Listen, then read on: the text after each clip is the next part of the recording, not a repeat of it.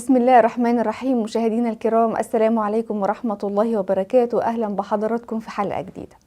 حلقتنا النهاردة احنا هنكلم فيها بعض النساء اللي بيتصرفوا التصرف اللي أنا هقول عليه دلوقتي. بيتصرفوا ازاي؟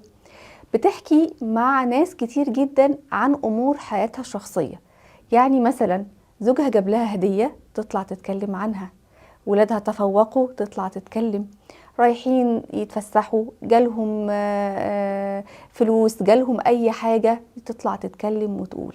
هي ممكن يكون بحسن نية، مش قصدها ابدا انها تتفاخر او تتباهى او تغيظ الناس، ولكن انا بقولك وبقول لكل واحدة بتعمل كده وبتتكلم عن اللي موجود في بيتها والخير والنعمة اللي هي بتنعم فيها من الله سبحانه وتعالى، انت كده بتأذي نفسك وبتأذي أسرتك، وبإيدك لا قدر الله ممكن النعمة دي تروح. ليه؟ كل ذي نعمة محسود. ما يدريكي لعل الناس أو اللي انت بتتكلمي معاهم أو النساء اللي انت قاعدة وسطهم ما عندهمش اللي عندك.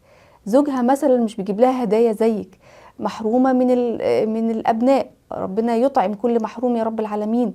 أولادها مش متفوقين زي أولادك اللي انت مبسوطة بيهم وبعلاماتهم ودرجاتهم العالية. فالمفروض ان كل واحد فينا، كل واحدة فينا عندها نعمة تحمد الله سبحانه وتعالى عليها وما تتكلمش عنها. زي ما قلنا كل ذي نعمة محسود. سيدنا يعقوب عليه السلام قال ايه لسيدنا يوسف لما راح له وحكى له الرؤية الجميلة اللي شافها؟ اوصاه انه لا يقصص رؤياه على اخوته. كان خايف انه اخوته يحسدوه، وكان مجرد حلم، والحلم ما كانش اصلا لسه اتحقق، فما بالك انتي بتتكلمي عن حاجة موجودة. والأصعب من ذلك اللي بيطلعوا حياتهم كلها على السوشيال ميديا. إن كانت مثلا زوجها جاب لها هدية فلازم تعرف العالم كله وتصور الهدية وتنزلها على السوشيال ميديا. خرجت معاه ومع أولادها في مكان، برضو تصور وتنزل الحاجات دي كلها وتعرف الناس انها مبسوطة او انها سعيدة، وتعمل منشن لجوزها ربنا يخليك ما تحرمش منك مش عارف ايه والكلام ده كله. طب انتي تقدري تعملي كل ده بينكم وبين بعض؟ الناس دخلها ايه انها تعرف ده؟ انتي بتبقي راحة برجلك متعمدة انك كده بتأذي نفسك. والحقيقة بيوت كتير، وانا اعرف كتير من الناس بيوتهم خربت بمعنى كلمة خربت بسبب التصرفات دي. ليه نطلع نتكلم عن حياتنا؟ الحمد لله ربنا كرمنا وساترنا بينعم علينا بالتوافق وبالود وبالرحمة. ليه نعرف الناس؟ ليه؟ انت عمرك ما هتندمي على سكوت، ولكن ممكن تندمي على كلام انت قلتيه.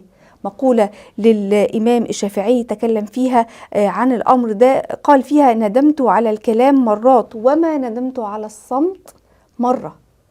احنا ممكن نقول الكلمة وفاكرين انها كلمة اتقالت وخلاص ونمشي، لكن في غيرنا بيمسك في الكلمة او يمسك في الصورة اللي انتي نزلتيها ويقعد يتكلم ويعيد ويزيد ويوريها لكل اللي حواليه، وانتي تتفاجئي في مشاكل في بيتك مش عارفة سببها ايه، اولادك بيعيوا مش عارفة سبب عياهم ايه، تعبتي في حملك مش عارفة السبب ايه.